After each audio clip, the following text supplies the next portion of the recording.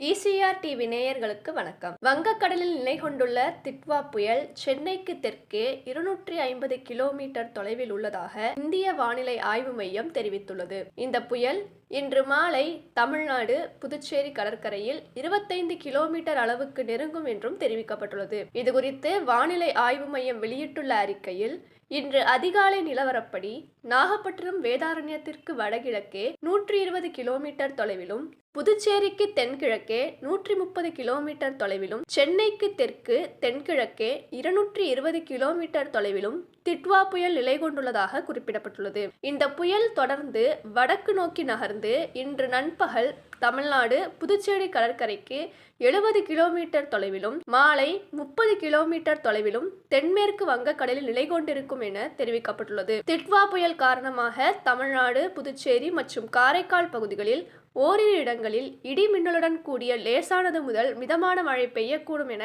வானிலை ஆய்வு மையம் தெரிவித்துள்ளது. இதன்படி திருவள்ளூர் மற்றும் ராணிப்பேட்டை மாவட்டங்களில் சில பகுதிகளில் கன முதல் மிக கனமழையும், ஓரிரு பகுதிகளில் அதி கனமழையும் பெய்யக்கூடும்.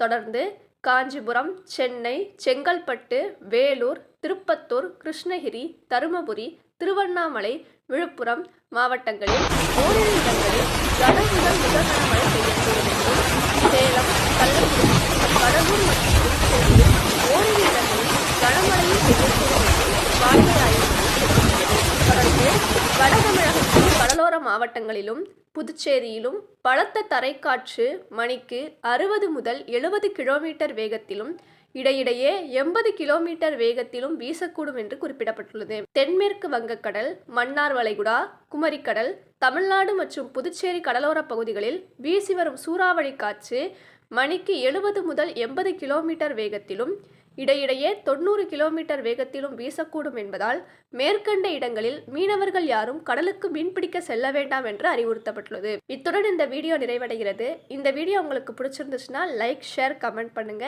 ஈசிஆர் டிவி சேனலை சப்ஸ்கிரைப் பண்ணுங்க.